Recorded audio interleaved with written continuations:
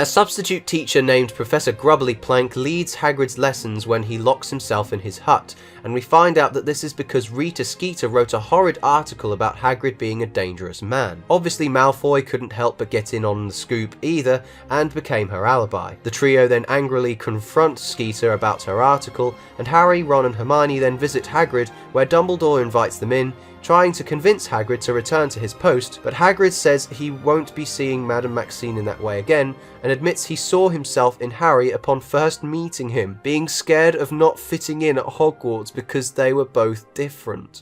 That's so lovely and so sad, and I love Hagrid. He has so little to do in the films, it's so depressing. Hagrid then breaks out that he really wants Harry to win the tournament, to show the world that different people can succeed, and that convinces Harry to follow Cedric's advice, and his pride subsides. An ultimately pointless segment in terms of the entire narrative, but adds so much detail to what's going on behind the scenes. Moaning Myrtle is nowhere near as sexual in the book as she is in the fourth film. After bathing with the egg and walking back to the common room, Harry takes the Marauders map with him and sees the name of Barty Crouch in Snape's office. Interesting then that the map doesn't take into consideration descendants' names, such as Junior or Senior. Harry drops the egg and it starts screeching. Filch and Snape find it, but before reaching conclusions, Moody comes along and saves Harry's neck. In return, Harry allows Moody to borrow the map, which obviously leads to some awful repercussions later in the story. The trio begin to suspect Snape of putting Harry's name in the goblet, and Harry spends ages in the library searching for a method of breathing underwater for a long time. Sirius arranges to meet Harry in Hogsmeade, and Hagrid continues teaching about unicorns. The foals have golden skin, turning from silver to pure white as they age. On the night before the second task, Harry sneaks off to the library, falls asleep trying to read, and Dobby wakes him up minutes before the second task, gives him the gillyweed, and the second task begins. Percy once again appears, and Harry has to perform the task in his school robes. A Grindylow attacks him, and then has a chat with Moaning Myrtle under the lake. The Mer People's town literally have rocks where they live and have pet Grindylows. In the village square, all the captives are held, attached to a giant stone Mer person, guarded by Mer people with spears, who laugh at the champions in their attempts to rescue their friends, and Harry threatens the Mer people with his wand, allowing him to save Fleur's sister and Ron. Scores are once again added up, and Karkaroff scrutinises Harry for taking too long to return to the surface despite rescuing more than one person. In a potions class, Pansy Parkinson, one of the Slytherins, hands Harry and crew a Witches Weekly magazine with an article from Rita Skeeter about Harry's secret love Hermione. Obviously untrue, the Slytherins still mock them about it, and even Snape reads it out to the class mockingly,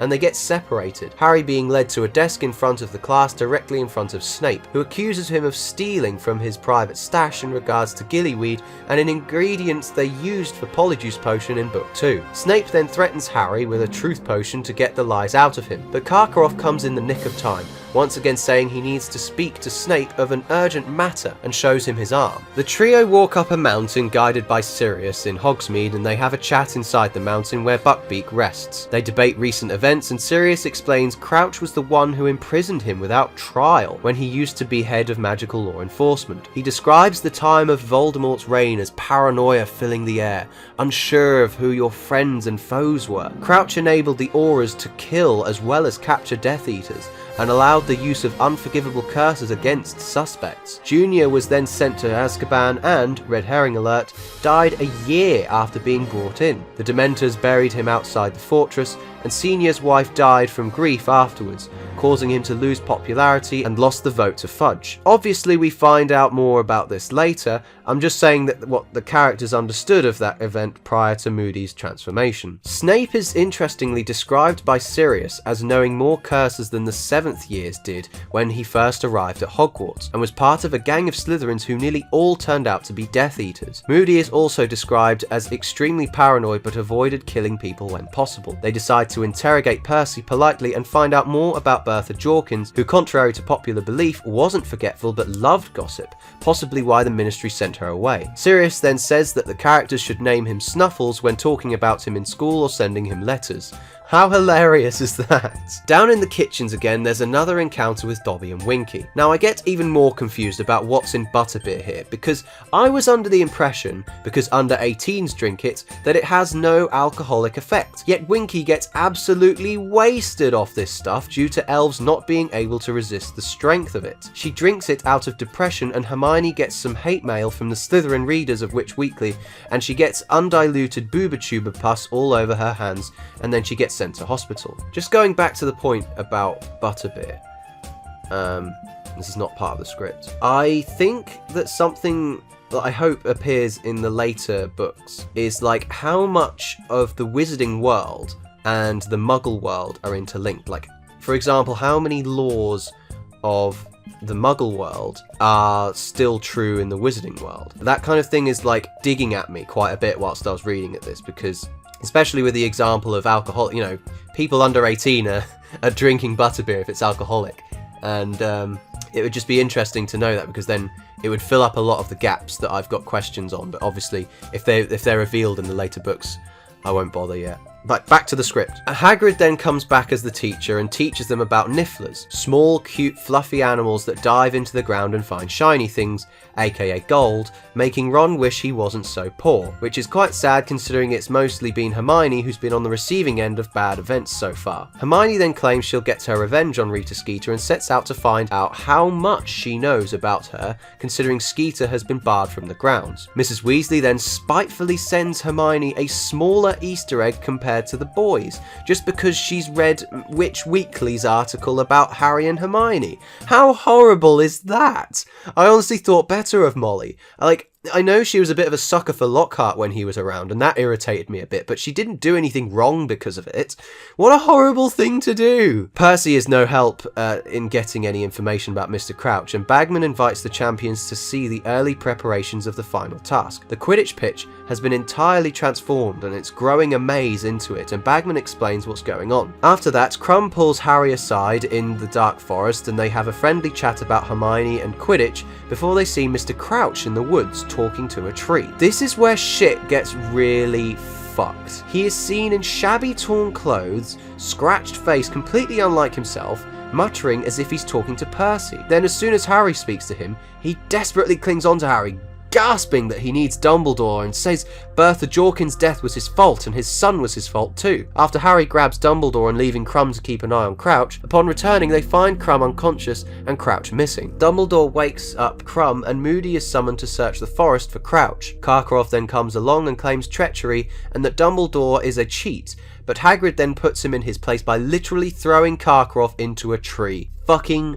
badass. Harry falls asleep in divination, where he has a dream of seeing Voldemort the talking chair torturing Peter Pettigrew and saying that he won't be eaten by Nagini, but Harry will be when Voldemort's done with him. He wakes up and visits Dumbledore because his scar gets filled with pain again. Inside the Pensieve we are given 3 hearings instead of just Karkaroff's. In these hearings, Moody is seen with both his eyes and Dementors lead those accused into the room. Karkaroff names a lot more names that will probably be important later, and we switch over to Ludo Bagman's hearing. He is accused of sending information to Voldemort's Death Eaters, but is let off due to a democratic decision and because of his performance in Quidditch, which I would be really frustrated at too. The first time I actually identified with Crouch Sr. here. We then see Barty Jr.'s hearing with 2 other Death Eaters and a woman with black hair, who I presume is Bellatrix Lestrange. Barty Jr.'s mother is with them in the room, who is sobbing throughout, and instead of Barty Jr. being insane David Tennant, he pleads and cries to his parents to let him go, begging that he was innocent. His mother passes out and Dumbledore pulls Harry out of the Pensieve and they have a chat. We then learn that Neville's parents are in a hospital and are completely insane, and that Neville and his grandmother visit them during holidays despite not being recognised. How awfully sad is that? Harry practices for the 3rd task by learning some spells, and Rita writes another article about Harry's scar hurting in divination. It's becoming apparent the Ministry has too much interference with the school even before Order of the Phoenix. The 3 try to figure out how she could have acquired such information, and Harry explains bugging to Ron, but Hermione suggests that Muggle electrical equipment doesn't work on Hogwarts grounds. Harry is then guided by McGonagall into a room where the champions' families are. Suspecting the Dursleys, Harry remains remains highly vigilant, but meets Bill and Mrs. Weasley instead. Fleur and Bill eye each other up a bit, and Mrs. Weasley reveals she was a naughty schoolgirl with Arthur back in the day, showing she's not as innocent as she likes to think she is. For some reason, because Harry and Cedric have the same amount of points, they get to go into the maze first. I don't think the rule makers understand how handicaps work. Upon entering the maze, why didn't Harry use Accio Firebolt again and just fly over the hedges? He uses a spell that Hermione taught him to show a compass and encounters a Boggart Dementor. He gets rid of that and then runs into some golden mist that turns Harry's perspective of the world upside down. Fortunately, he simply steps forward and that was the end of that. He then encounters a massive blast-ended Scroop that really wasn't obviously hinted at in all those Care of Magical Creatures classes, and takes care of it using a hex he learned with Hermione and Ron earlier. Crumb is then seen using Crucio on Diggory before Harry saves the day and they split paths again. Harry then encounters a living sphinx, a lion body with a woman's head, who gives him a riddle. It's very clear to me that this would have appeared very strange in the film had it been placed there, but gave me a good few minutes to think about it before Harry figures it out for himself. Interestingly, after passing the Sphinx, he and Cedric run towards the cup that's in sight at the end of the path, where a spider jumps out and attacks them. They both defeat it with Harry's leg crippled, and they then bicker annoyingly about who should take the cup when they both take it anyway. Harry is tied to the headstone of Tom Riddle Sr.'s grave, instead of that animated Grim Reaper thing that just holds him in place. Nagini is at the graveyard too, and Wormtail pulls out dust instead of a big fucking bone into the cauldron. After completing the potion, Wormtail collapses on the ground, sobbing and moaning in pain. Voldemort steps out of the cauldron from rising within it instead of exploding. He also has red eyes and laughs a lot. Voldemort does a lot of explaining for no apparent reason in this scene. He tells us that he killed his father, whose parents owned the house on the hill, and when the Death Eaters arrive, they all take it in turns to kneel and kiss Voldemort's robes. One of the Death Eaters, named Avery, gets on his knees and prays forgiveness, in which Voldemort crucios him, saying he wants 13 years worth of forgiveness. Upon seeing that not all the Death Eaters are present, he says he will turn the Dementors and the Banished Giants to his side, explaining the opening of Order of the Phoenix. Voldemort then begins to explain how he returned right in front of Harry, a bad idea considering he is like the only person who has ever been able to resist him. Voldemort says he lived inside snakes and other animals in a forest void of large human populace. He then found Quirrell out there in the forest. He took over and was, in his words, thwarted by Harry Potter. Wormtail, whilst advised by his other fellow rats to stay away from the Albanian forest, found Voldemort after the events of Prisoner of Azkaban. Wormtail then took Bertha Jorkins, who was in an inn nearby, and Voldemort sucked out all the information from her head about the Triwizard Tournament, establishing the plan that Voldemort puts in motion. He then killed her and turned himself into that crude baby thing in robes by drinking a potion mixture of unicorn blood and Nagini venom, travelling with Wormtail to England. Before duelling, Harry is tortured by Voldemort, twice by Cruciatus and then Imperio, which Harry resists, linking back to earlier in the book. Then they have their duel. During the duel, they both float into the air, with the Death Eaters asking what they should do to assist their master, and he says do nothing, displaying that he is dueling to prove that he is a stronger wizard than Harry, which explains why he doesn't just outright kill him. Back at Hogwarts, Fudge tries to make the situation okay, and Moody starts expositioning to Harry for some reason. He literally, like Voldemort, gives everything away to him about being the Death Eater, the one who puts Harry's name in, his entire fucking plan, and I don't know why! He doesn't need to explain shit. If he hadn't been talking at all, Dumbledore wouldn't have burst in and knocked Moody out. This event is described as the first time we see Dumbledore furious, Harry seeing the reason why somebody would fear him. Minerva McGonagall tries to take Harry to the hospital, but Dumbledore insists on making sure Harry understands everything as truthfully as possible. Dumbledore climbs into the trunk, and the revelation of the Polyjuice potion consumption makes far more sense in the book, considering the voice changes when taking the potion as well as appearance, whereas in Chamber of Secrets film, Ron and Harry both have their original voices when investigating Malfoy, yet we don't hear the voice of David Tennant when watching Brendan Gleeson perform. Snape comes in with Truth Potion ready and Winky by his side, as Dumbledore wakes Crouch Jr. up from the stun with a few drops of Truth truth potion put in his mouth. I think this is a better excuse for a character to be spouting exposition as opposed to what Moody and Voldemort did, as this is not only an interrogation, but the potion allows him to just spew information until his interrogators are happy. Barty Jr. reels his story to us, wherein which his dying mother switched places with him to die in Azkaban so Junior could be free, so long as he stayed under an invisibility cloak and remained in his father's house. Winky took care of him whilst he was in the house,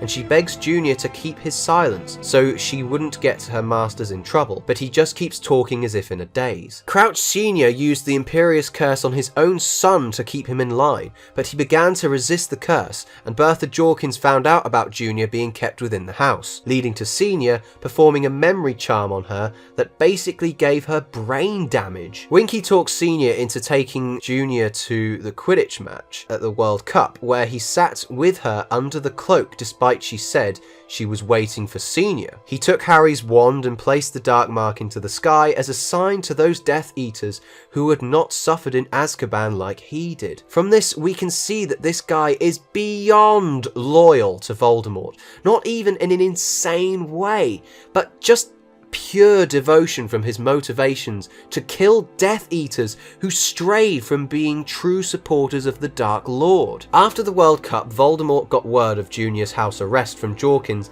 and placed Crouch Sr. under the Imperius Curse to go about business as usual whilst Junior captured Moody and took his place. He claimed he used the Imperius Curse on Moody, but you'd think that if Harry Potter could resist the curse, who didn't know what the curse was until this year, surely Moody, a fucking aura dedicated to fighting this kind of shit, would be able to resist it just as well. Senior also resisted the curse and escaped house arrest, arriving at the edge of the Dark Forest where Harry and Crumb encountered him, and Dumbledore finds out about the Marauders map, which Junior used to be invisible and bury his father right outside Hagrid's house. How morbid is that? Junior is then bound to Moody's office, and Harry visits Sirius in Dumbledore's office, where he spews out all the gory details of his ordeal in the graveyard. Dumbledore explains priori incantatem, the connection of wands in jewels that breaks out the souls of those Voldemort killed, and prevents Voldemort's wand from doing any true damage to Harry. Fawkes gives Harry some juicy healing tears so his legs are no longer bust, and the three go to the hospital wing, where Sirius transformed as not to draw attention. Harry drinks a potion of dreamless sleep, sleeps for a bit, and then gets awoken by Fudge and McGonagall arguing about the fact that he brought a Dementor onto the grounds of the school. Fudge had been summoned to collect Barty Jr. but felt at risk, so he brought one along, which swooped into the room and gave Jr. a big old kiss on the chops. Dumbledore explains that Voldemort is back, but Fudge won't hear a word of it like a stubborn child. Fudge appears to be taking the word of Rita Skeeter over Dumbledore for some reason, which pisses off the headmaster and myself to no end. Dumbledore suggests getting rid of the Dementors in Azkaban and sending an envoy to the Giants, but Fudge won't have any of that either, because of his blinding desire for power. Fudge then threatens Dumbledore with all the questionable things he has done as headmaster, hiring Lupin, Hagrid, and teaching students subjects without reference to the Ministry, almost hinting at what's to come in Order of the Phoenix. Snape then shows everyone his dark mark on his arm, almost irrefutable evidence of the Dark Lord returning, and Fudge just storms out, giving Harry his 1,000 galleons winnings on the way. Dumbledore then begins to organise events for the next book by asking Molly Weasley to gather the members of the Order again. As teachers begin to leave, Sirius transforms back and shakes hands with Snape, even if they do share a bitter resentment. Sirius leaves and Snape is sent to do his task. Harry offers his winnings to Molly but refuses and hugs him. He gets an overwhelming amount of motherly love from this hug, and Hermione catches something in her hand before he goes back to sleep again. Before returning to the Dursleys, Harry sees Hagrid, who has a secret assignment from Dumbledore that involves Madame Maxime. I will speculate that this has something to do with an envoy with the Giants or his brother.